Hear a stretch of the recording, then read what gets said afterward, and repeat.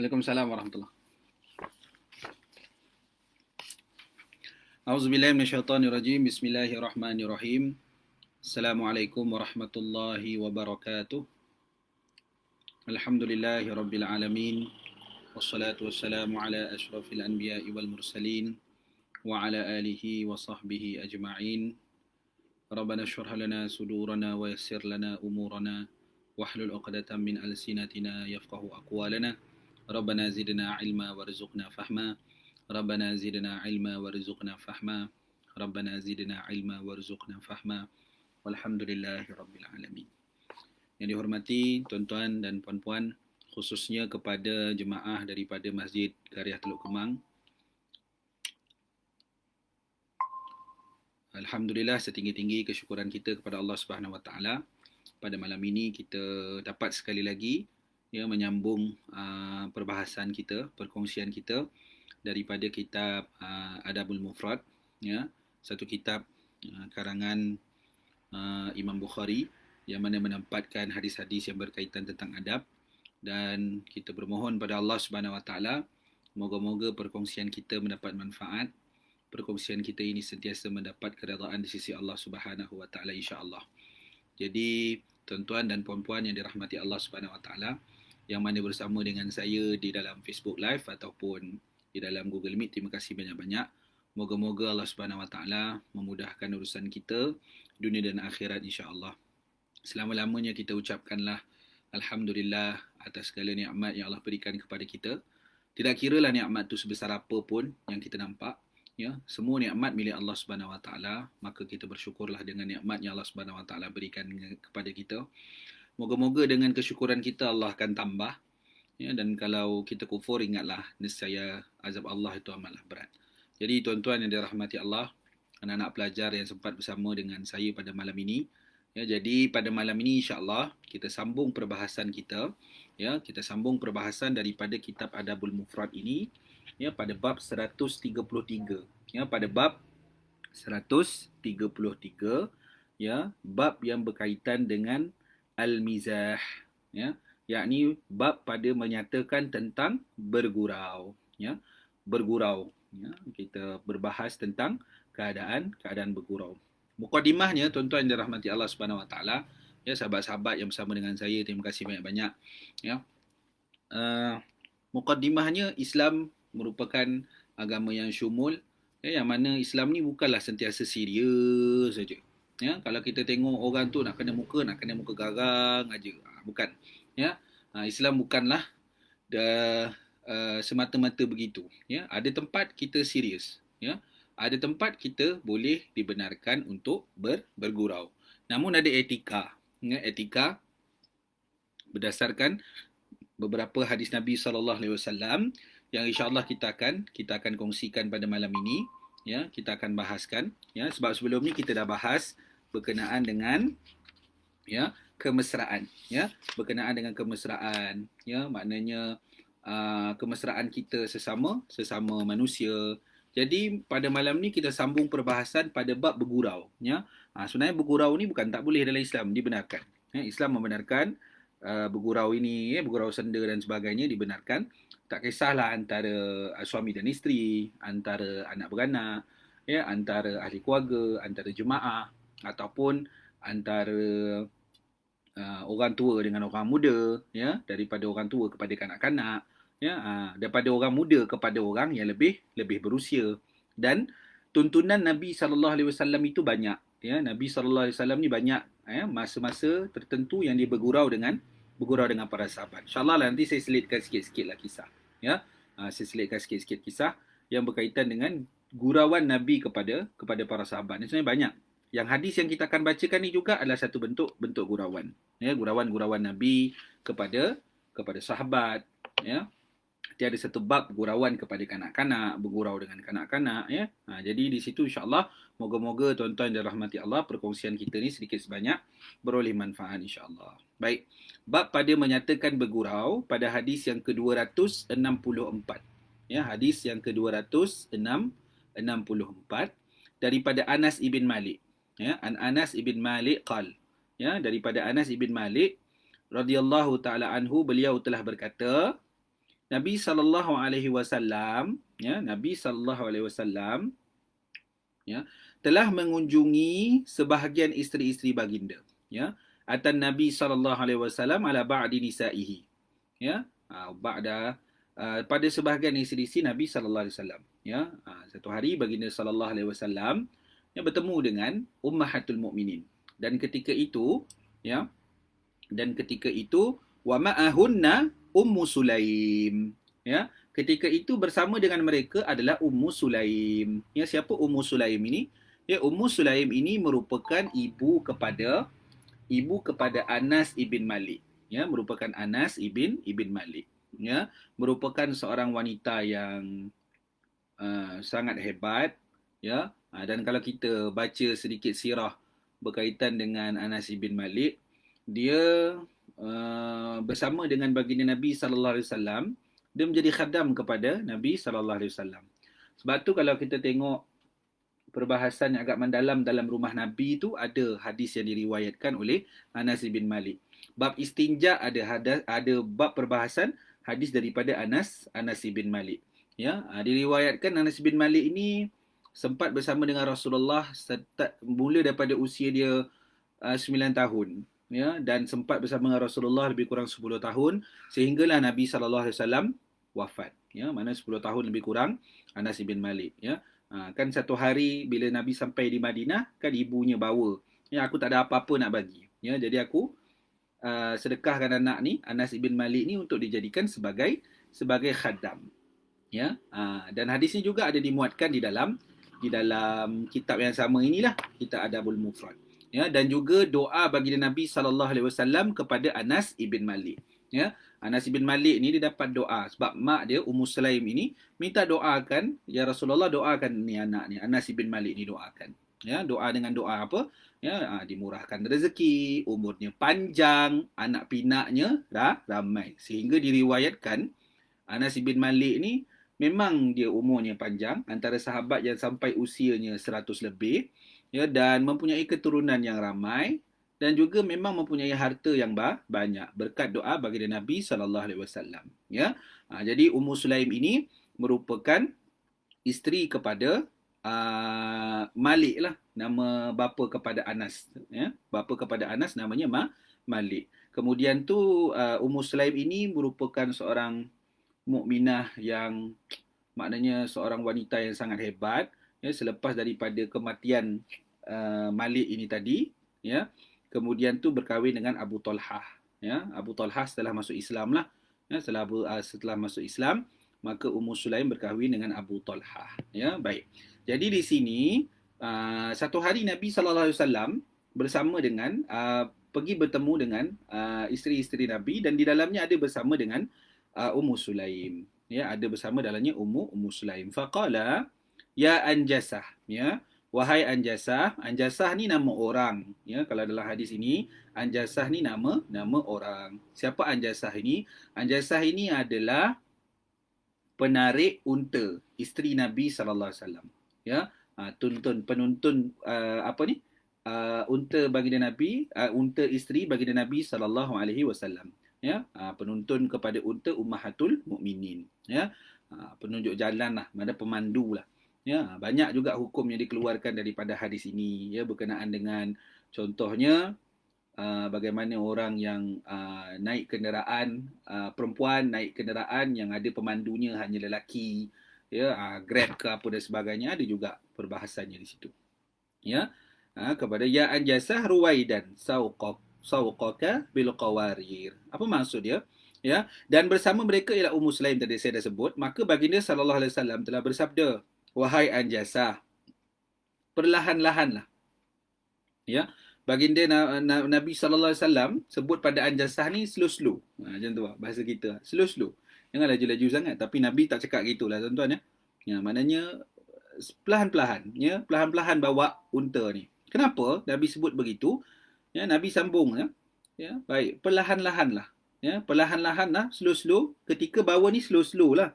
Ya, kenapa? Sebab kau ibarat telah tengah menuntun gelas-gelas kaca. Tu. Ya, gelas bil qawarir. Gelas-gelas kaca. perkataan qawarir inilah gurauan baginda Nabi sallallahu alaihi wasallam kepada isteri-isterinya, ya, kepada isteri-isterinya. Slow-slow bawa ni, dia kata yang ada di dalam ni adalah orang yang maknanya diibaratkan Nabi seperti gelas kaca. Ya, baik. Di sini disyarahkan di sini Rasulullah sallallahu alaihi wasallam telah menyuruh untuk anjasah ini, kalau kita kenal lah, kita nak tahu, anjasah ini merupakan seorang lelaki yang mempunyai suara yang sedap. Dia boleh melunakkan maknanya unta tu tadi daripada tak nak bangun jadi bangun dan sebagainya.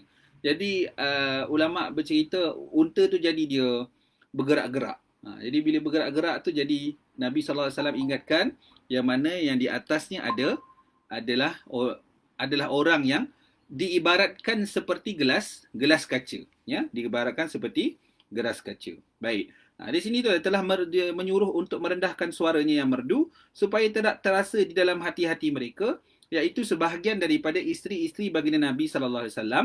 Kenapa? Sebab kaca, tuan-tuan, kalau kaca tu jatuh, pecah, bila pecah dia susah dah nak betul balik. Tu dia gurauan lah bagi dia gurauan baginda Nabi sallallahu alaihi wasallam kepada isteri-isteri dia. Ya, baik. So apa nak dimaksudkan di situ? Yalah, itu kerana sebab orang perempuan ni dia kerana lemahnya dan cepatnya tersentuh hati mereka. So mungkin dalam faktor kelemahan itu Nabi ingatkan dengan memberi satu misalan bil qawarir, ya. Kemudian tu dalam peristiwa ini juga ada Abu Qilabah, ya, bersama di sini ada Abu Qilabah. Fatakallama Nabi sallallahu alaihi wasallam bi kalimatin law takallama biha ba'dukum, ya, baik. Abu Qilabah berkata, maka Nabi sallallahu alaihi wasallam berbicara dengan perkataan, sekiranya sebahagian saudara kalian berbicara, maka niscaya kalian merasa beban yakni berat atas orang itu dengan sabda Nabi. Perlahan-lahanlah engkau menuntun gelas-gelas kaca. Itu merupakan gurauan bagi Nabi sallallahu alaihi wasallam dan Islam membenarkan. Ya, Islam membenarkan. Ya, baik. Kemudian tu apa yang kita boleh dapat daripada hadis Nabi sallallahu alaihi wasallam ni, tuan-tuan? Ya. Pertamanya, ya, kita boleh simpulkan Nabi sallallahu alaihi wasallam merupakan seorang contoh ikutan yang paling penting sekali dalam bab kekeluargaan. Ya, Nabi sallallahu alaihi wasallam merupakan contoh ikutan yang sangat hebat. Ya, khususnya dalam bab kekeluargaan. Meskipun Nabi sallallahu alaihi wasallam ini mempunyai ramai isterinya, tapi Nabi sallallahu alaihi wasallam dikhabarkan pada siangnya akan bertemu dengan isteri-isterinya, tetapi pada malam hari baginda sallallahu alaihi wasallam akan pergi ke rumah pada siapa yang mempunyai giliran ketika itu. Ya, mana siapa giliran ketika itu, baginda Nabi sallallahu alaihi wasallam akan mendatangi isteri tersebut. Tapi Nabi sallallahu alaihi wasallam tidak pernah mengabaikan isteri-isteri yang lain. Di waktu siangnya baginda bertemu dengan isteri-isterinya yang lain. Ya, jadi itulah hikmah kehebatan ya baginda Nabi sallallahu alaihi wasallam. Ya. Apa lagi, tuan-tuan? Antara hikmah yang boleh kita ambil, ingat tak saya sebut tentang anjasah tadi? Ya, anjasah yakni seorang penarik unta tadi tu. Ya, maknanya di sini ya ulama membahaskan maknanya antara perkara yang diperbolehkan.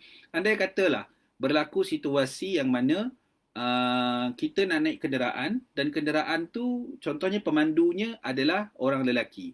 Nak ikutkan kita, kalau contoh ada orang nak ikutkan hukumnya, kalau ada perempuan, lelaki dan perempuan saja, benda tu tak boleh. Ya, asasnya tak boleh lah. Tetapi atas sebab mungkin faktor-faktor tertentu, ada di sana darurat dan sebagainya, maka dibenarkan. Tetapi yang selamat adalah kalau perempuan nak keluar, keluarlah beramai-ramai. Macam ni ya. Ummahatul Mukminin keluar beramai-ramai bersama dengan Ummu Sulaim, ada bersama dengan mereka dan dibawa oleh anjasah. Kalau tak ada dan di tanah susahlah nak ada fitnah. Ya, susahlah nak ada fitnah. Ni baiklah bagi orang perempuan sebab kita nak mengelakkan daripada fitnah tersebut, ya. Itu. Jadi kalau memang terdesak sangat dan tak boleh sangat, maka di sana adalah kelonggaran di dalam Islam, insya-Allah. Apa lagi, tuan-tuan, yang boleh kita ambil? Antara lainnya kita kena banyak memuji dalam keluarga ni. Ya, maknanya qawarir ni dia bukanlah satu celaan atau bukanlah satu yang disebut sebagai maknanya penghinaan. Tidak, Nabi nanti ada hadis ni saya sebutkan. Nabi bergurau tetapi menggurau pada perkara yang tepat dan betul. Ya, Nabi tidak bergurau pada perkara yang tidak betul. Ya, jadi mujilah. Ya, sebab itu Islam membenarkan tu kalau agak-agak macam ya, saya peribadi tak ada pengalaman itulah kalau contoh suami dan isteri ataupun mungkin adik-beradik lah macam saya adik-beradik kita bergurau kata kita nak bergurau dengan adik-beradik kita maka kita kata lawa lah hari ni sedangkan pada kita tengok tapi kan kalau pergi mandi dek kan lagi lawa macam tu dia gurau tu dia maknanya kalau kita kalau aku mandi aku lagi lawa daripada apa yang abang aku cakap tadi contoh gitu itu Islam tak marah yang itu. Islam tak ada kata itu satu apa ni ke tidak. Maka kita boleh gurau macam tu. Lawa hari ni. Tapi kalau pergi mandi, lagi lawa. Itu sebenarnya. Dan kita kena selalu memuji dalam perkara. Contoh, ya, kita puji. Ya, kalau makanan tu sedap, sedap. Ya, biasa dah guru kita ngajar. Ya, mungkin saya kurang pengalaman lah tuan-tuan. Tuan-tuan lagi banyak pengalaman. Urusan bab keluarga dan sebagainya. Ya, tapi saya yakin dari segi adik-beradik pun macam tu. Kita dengan ibu kita, dengan ayah kita, kemudian tu ataupun mak dan ayah dengan anak-anak pun cepatlah memuji. Puji, bagus kerja hari ni. Tapi kan kalau buat macam ni insya-Allah lagi bagus. Begitulah tuan-tuan. Ya. Jadi ada tuntunan-tuntunan tersebut yang mana kena banyak memuji dalam keluarga. Ya. Dan Islam membenarkan keadaan untuk kita bersenda gurau walaupun di hadapan orang lain. Kalau kita tengok di sini Nabi bersenda gurau. Ya. Nabi bersenda gurau. Nabi bersenda gurau dengan isteri dia, tetapi ada di dalamnya bersama Ummu Sulaim, yakni ibu kepada Anas bin Malik, dan ada dalamnya Anjasah, penarik kepada tunggangan Ummahatul Mukminin, dan di dalamnya ada Abu Kilabah. Ya, di dalamnya ada Abu Kilabah. Maka keadaan tu boleh, tapi bukanlah satu gurauan yang melampau. Ya, satu gurauan yang maknanya tidak sepatutnya diucapkan di hadapan orang. Ya, kita boleh bergurau, tapi janganlah sampai menjatuhkan maruah. Maknanya kita bergurau dengan dia. Apa ni sekarang ni makin gemuk ke contoh. Kita bergurau benda-benda yang kita rasa gurau, tapi sebenarnya benda itu satu sensitivity dan Nabi tak galakkan yang itulah tuan-tuan ya. Nabi tak benarkan. Itu hadis pertama. Ya, maknanya pada bab menyatakan tentang bergurau ini, maknanya Nabi sallallahu alaihi wasallam sendiri buat pada Ummahatul Mukminin, isteri-isteri baginda Nabi sallallahu alaihi wasallam. Baik, hadis yang kedua yang insya-Allah saya kongsikan pada malam ini daripada Abu Hurairah radhiyallahu taala anhu telah berkata para sahabat, wahai Rasulullah, ya Rasulullah, innaka tudaibuna,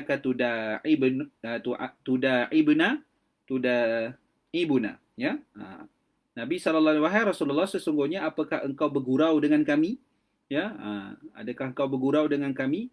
Ya, qala, ya, inni la aqulu illa haqqan. Nabi sallallahu alaihi wasallam, ya, aku bergurau dengan kau. Ya, bergurau dengan kau. Sesungguhnya aku tidak akan berkata kecuali perkataan yang benar. Ya, maknanya Nabi bergurau dengan para sahabat pada keadaan-keadaan tertentu, tetapi gurauan Nabi adalah pada perkara-perkara yang benar dan tepat. Ya, perkara yang benar dan tepat. Kan ada satu kisah yang sangat masyhur lah. Kita biasa dengar. Seorang wanita tua ya, yang berumur bertemu dengan baginda Nabi sallallahu alaihi wasallam, ya. Kemudian tu bertanya kepada baginda Nabi sallallahu alaihi wasallam, ya. Sampai nangis baginda Nabi sallallahu alaihi wasallam bergurau dengan orang ini, tapi bukanlah kasar, bukan. Tetapi itu nak tunjukkan betapa Nabi sallallahu alaihi wasallam juga bergurau. Ya, tentang dia tanya, ya Rasulullah, kan macam mana keadaan aku nanti di dalam syurga. Kemudian tu Rasulullah jawab, ya, orang tua tak masuk syurga. Ya, dikhabarkan wanita ini merupakan ibu susuan kepada baginda Nabi sallallahu alaihi wasallam. Ya, kemudian tu beralihlah dia bertemu dengan Sayyidina Umar. Ya, dalam satu riwayat bercerita bertemu dengan Sayyidina Umar. Kemudian tu Sayyidina Umar tanya kenapa sedih. Kemudian tu dijawab, baginda Nabi sebut begini-begini. Akhirnya ditertawakan oleh Sayyidina Umar. Kenapa tertawa? Sebab itu hanya gurau. Kenapa? Sebab di dalam syurga tidak ada orang tua. Kita akan kembali kepada usia muda, sekitar usia 25 ke 35 tahun, ya. Ini diajarkan para ulama. Jadi itu merupakan candaan lah gurauan bagi Nabi sallallahu alaihi wasallam, ya. Jadi kita nak tak nak kita boleh je bergurau dengan sahabat-sahabat kita. Ya, tapi kena dengan tempat lah. Makin tua nampak tak jadilah tuan-tuan. Ya, dia jangan benda yang ada kaitan sensitivity, ya, kita makin hitam lah sekarang. Jangan kita sentuh perkara-perkara yang melibatkan sensitivity. Akhirnya orang akan menjauh dengan kita. Mungkin niat kita bergurau. Ya, mungkin yang macam contoh prank-prank dan sebagainya tuan-tuan. Kita kena kurang-kurangkanlah perbuatan itu. Sebab perbuatan tersebut bukanlah daripada tuntunan baginda Nabi sallallahu alaihi wasallam, ya. Kenapa? Sesungguhnya aku tidak akan berkata kecuali perkataan yang benar saja. Maknanya kalau dalam situasi tadi, nampak tak tuan-tuan? Situasi tadi, walaupun Nabi sallallahu alaihi wasallam bergurau, tapi faktanya ada bahawa kita akan masuk ke dalam syurga, yang mana syurga itu akan ada hanya orang-orang muda. Nampak? Jadi di situ Nabi sallallahu alaihi wasallam mengungkapkan walaupun dalam keadaan bergurau, tetapi hanyalah fakta. Yang mana sedikit sebanyak kita dapat mengambil iktibar daripada perkara tersebut. Sebab tu tuan-tuan penting, sebagai seorang Muslim yang berakhlak, kita kena pilih kawan yang betul. Pilih kawan yang betul. Sebab walaupun dalam gurau sahabat kita, di dalam tu kita akan ada input.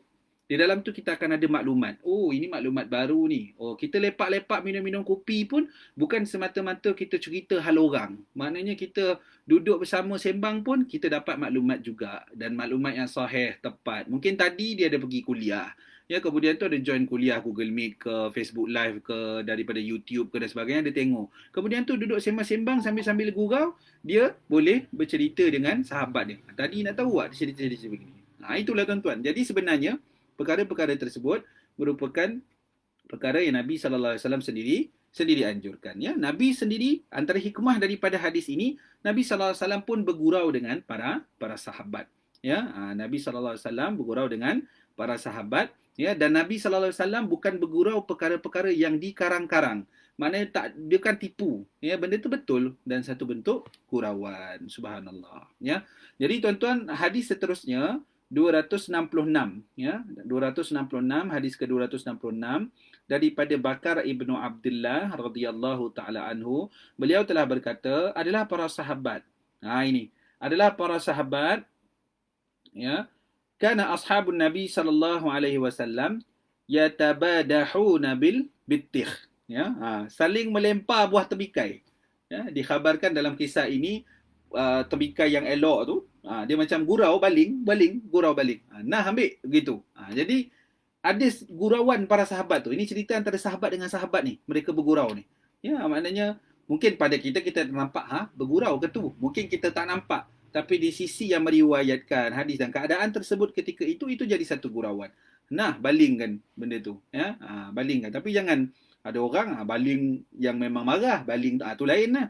Ya, tapi ni baling dengan gurauan. Nah, ya, ataupun tembikai di sini tuan-tuan, pernah saling melempar buah tembikai. Bukanlah mana tembikai dah potong tu, yang lembik-lembik tu baling ke orang. Taklah, itu jadi bergaduh nanti. Jangan dibuat macam tu. Ustaz, saya dengar ustaz tu sebut melempar buah tembikai. Saya pun lemparlah kawan-kawan saya. Lepas tu jadi gaduh. Bukan itu. Ini yang gurauan, ya, sekadar gurauan. Nah, ambil contoh begitu. Sekadar gurauan antara para sahabat ketika itu. Dan suka saya nak ingatkan, bergurau ni tuan-tuan, sebenarnya kita, tuntunan Islam, kena tengok orang. Jangan sesuka hati bergurau, sesuka hati dengan orang. Orang yang kita tak kenal, tiba-tiba kita nak bergurau dengan orang tu. Takut kita silap besar nanti. Kita tak kenal orang tu, ya. Islam tak ajar gitulah. Kita menghormati setiap orang, ya. Kita berhormati setiap orang yang ada di hadapan kita. Kalau contoh betul-betul dah rapat dengan kita dan dia boleh terima apa yang kita sebut, insya-Allah boleh saja, tak ada masalah, ya. Baik. Tuan-tuan yang dirahmati Allah Subhanahu Wa Taala, saya habiskan hadis ini. Ya, hadis ini adalah para sahabat Nabi sallallahu alaihi wasallam pernah saling melempar buah tebikai, ya. Namun apabila masalah yang dihadapi adalah perkara penting, mereka adalah lelaki sejati. Mereka adalah tokoh. Maksud dia apa kat sini? Sahabat pernah bergurau sesama sahabat. Tetapi saat ada isu, ada perbahasan, pergi peperangan, sahabat merupakan antara orang yang dijadikan contoh ikutan. Subhanallah. Yang mana ketokohan tu dia akan nampak. Time bergurau. Maksudnya di sini adalah masa bergurau, ada masa bergurau. Masa serius, ada masa serius. Islam bukanlah 100% serius saja. Marah saja. Garang aja. Bukan. Islam bukan begitu. Yang ini sebenarnya boleh jadi panduan untuk kita jugalah. Pengurus-pengurus masjid, pengurus-pengurus surau ke, kan. Ada budak-budak yang datang. Ini nanti ada perbahasan dengan bergurau dengan kanak-kanak, kan. Jadi sebenarnya jadikanlah surau dan masjid ini sebagai tempat yang menyeronokkan untuk, minta maaf tuan-tuan, untuk kanak-kanak ini datang, ya. Maknanya dia seronok berada di masjid dan di surau, ya. Mungkin ibu ayah tengoklah umur anak tu, kalau dah usia 4 tahun, 5 tahun ke, bolehlah dibawa. Tapi kalau masih 2 tahun, 3 tahun, mungkin saja boleh tinggalkan di rumah, nanti solat di rumah dan sebagainya. Ya, kita tengok kesesuaian anak tersebut lah. Sebab kita khawatir nanti anak mungkin usia 3 tahun, dia dah boleh berjalan, tapi kita panggil dia dah berlari sana. Saya ni pengalaman bukan pengalaman anak lah, pengalaman tengok orang bawa. Orang bawa, kadang-kadang budak tu dah berlari ke sana, dia ambil spek mata acik sana tu, dia pergi ke sana, dia berlari ke situ. Itu yang kita kadang-kadang jadi risau tu. Tambah masjid yang tinggi pula, dia naik ke tangga atas, turun tak pasal-pasal. Kalau terkejun daripada tingkat 2, tak pasal-pasal tuan-tuan. Boleh bawa anak-anak kita, dan kita jadikanlah masjid dan surau ini sebagai tempat yang bukanlah maknanya tempat yang menjadi tempat ketakutan bagi anak-anak ni. Maknanya kalau ada masa kita dengan anak-anak ni kita boleh bergurau, nanti kita bacakan hadis insya-Allah. Tapi kalau tak sempat kelas yang ini, insya-Allah pada kelas akan datang. Baik. Tuan-tuan yang dirahmati Allah Subhanahu Wa Taala, maka dekat situ ada masa kita serius, ada masa kita boleh bergurau dengan sahabat kita. Tapi tengok keadaan lah tuan-tuan, suka nak diingatkan benda tu ya. Jangan kita main apa ni je lah, bergurau je dengan orang sesuka hati. Baik, tuan-tuan yang dirahmati Allah, ya, ada 2 lagi hadis insya-Allah. Hadis pada 267.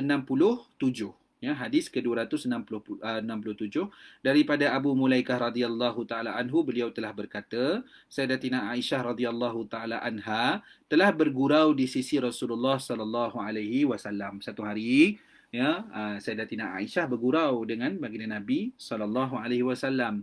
Maka telah berkata ibu kepada Sayyidatina Aisyah. Ya, ibu kepada Sayyidatina Aisyah berkata kepada Rasulullah, ya, wahai Rasulullah, sebahagian gurauan dari kampung ini dari Kinanah. Nabi pun bersabda, bahkan sebahagian gurauan kami daripada perkampungan ini. Maksudnya kat sini tuan-tuan dia gini, Sayyidatina Aisyah bergurau bersama dengan Nabi. Tapi di sudut pandang mata ibunya, ibu Sayyidatina Aisyah takut-takut, khawatir Nabi akan terasa dengan gurauan daripada Sayyidatina Aisyah itu. Ya, ibunya pun bagi tahu dengan Nabi, cara bergurau macam tu sebenarnya adalah bergurau di tempat kami. Sebab tu tuan-tuan, yang kat sini suka saya nak ingatkan, gurauan dia tak sama ikut negeri sebenarnya. Bukanlah saya nak kata beza apa, tidak. Ada orang dia rasa satu perkataan itu tak bagus di negeri dia, tapi mungkin bagus, tak ada masalah di negeri orang lain. Ya, kalau contoh satu negeri ni cakap bukan main kuat, marah orang sana, marah orang sini. Tapi satu negeri lain mereka tak boleh terima, mereka rasa benda itu satu. Kenapa nak tempik-tempik? Kenapa nak marah-marah? Gitulah tuan-tuan. Ya, jadi dia ada perbezaan. Dia ada perbezaan antara mungkin orang Melaka tak sama bergurau dengan orang Negeri Sembilan. Orang Negeri Sembilan tak sama bergurau dengan orang Johor. Orang Johor kaedah bercakap dia tak sama dengan orang Perak. Orang Perak tak sama bercakap dengan macam orang Kedah. Ya, jadi kat situ memang ada perbezaan budaya dan sebagainya. Ya, maka kita terima budaya itu. Ya, sebab apa saya pernah membaca satu kisah lah. Ada orang tak boleh terima gurauan daripada sahabat dia yang daripada negeri dengan dia. Dia tak boleh terima. Dia kata macam kasar sangat. Ya, kasar. Benda tu rasa kasar sangat, boleh keluarkan kalimah-kalimah yang tak baik dan sebagainya. Dan itu sebenarnya tak bagus lah tuan-tuan. Ya, dalam kita bergurau pun kita masih menjaga kita punya tutur kata dan sebagainya supaya tidak menyinggung dan menyakit hati orang lain. Ya, jadi kita kena tengok keadaan dan suasana. Jadi di sini, ya, jadi ibu kepada Sayyidatina Aisyah memberitahu kepada Rasulullah ni memang cara dekat tempat dia, ya, di Kinanah ini, cara tempat dia bergurau memang macam tu. Kemudian tu Nabi SAW kata apa? Ya, tak apalah, dia kata, bahkan di sini sebahagian gurauan itu telah pun menjadi sebahagian daripada kami, kerana tempat tersebut adalah sebahagian daripada tempat Islam. Maka Nabi dengan senang hatinya, dengan gembiranya, Nabi SAW terima saja gurauan tersebut. Nabi SAW tidak marah, ya, maknanya tidak melarang. Kalau anda kata benda tu tak boleh, maka benda tu akan dilarang. Tapi alhamdulillah perkara tersebut boleh. Ya, Nabi SAW pun tidak melarang. Ya, jadi tuan-tuan dirahmati Allah, ya, itu maknanya Islam yang membenarkan, dan tuan-tuan Nabi SAW tunjuk kepada kita, baginda pun bergurau dengan Ummahatul Mukminin, isteri-isteri baginda Nabi SAW. Dan yang terakhirnya tuan-tuan, insya-Allah, ya, pada bab bergurau ini, perjumpaan akan datang kita akan masuk al-mizah ma'as sabi. Ya, mana bergurau dengan kanak-kanak. Ya, kena bergurau juga sebenarnya dengan kanak-kanak, tuan-tuan. Kena masuk ke dalam hidup dia. Tuan-tuan yang ada anak-anak kecil terutamanya, ataupun anak tu dulu kecil dah jadi besar pun, mungkin jadi dah ada pengalaman tentang perkara tu. Ya, hadis yang terakhir tuan-tuan untuk malam ni insya-Allah daripada Anas ibn Malik, beliau telah berkata, telah datang seorang lelaki kepada Nabi sallallahu alaihi wasallam. Ya, telah datang ja'a ar-rajul ila Nabi sallallahu alaihi wasallam yastahmiluhu faqala ana hamiluka ala waladi naqah. Ya, ini cerita dia tuan-tuan begini. Ya, seorang lelaki telah bertemu dengan Nabi sallallahu alaihi wasallam meminta agar Nabi sallallahu alaihi wasallam memboncengkannya. Ya, maknanya beri dia binatang tunggangan. Bagi dia binatang tunggangan lah dia nak bergerak. Lalu Nabi sallallahu alaihi wasallam telah bersabda, aku membawa aku membawamu di atas anak unta betina, ya. Waladinaqah, ya, anak unta betina. Maknanya kecil lah. Anak unta, ya, maknanya kecil. Kemudian tu orang itu berkata, wahai Rasulullah, apa yang aku dapat buat dengan dengan anak unta betina ni? Sebab badan aku besar. Anak unta betina tu kecil. Macam mana aku nak naik atas dia? Itu sebenarnya gurauan baginda Nabi sallallahu alaihi wasallam. Lalu Rasulullah sallallahu alaihi wasallam menjawab, tidakkah unta hanya melahirkan anak unta? Maksudnya di sini, tak apa, anak unta tu Nabi sallallahu alaihi wasallam sebenarnya nak bagi pada dia memang unta. Tetapi bukankah dulu, dulu unta tersebut pernah jadi anak unta. Itu gurauan baginda Nabi kepada orang tersebut.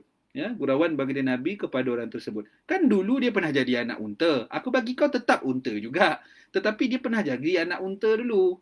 Anak unta sebelum dia jadi unta. Nampak tuan-tuan betapa baginda Nabi sallallahu alaihi wasallam ini bergurau dengan para sahabat sehingga kan gurauan itu merupakan satu gurauan yang baik, ya. Jadi tuan-tuan yang dirahmati Allah Subhanahu Wa Taala, ya, kita mengetahui, ya, daripada 5 hadis yang saya kongsikan pada malam ini, sebenarnya Islam membenarkan al-mizah, yakni bergurau. Dan sebenarnya, ya, Islam bukanlah agama yang kena serius, ya, ajak gaduh, tidak. Islam merupakan agama harmoni. Namun ada etikanya.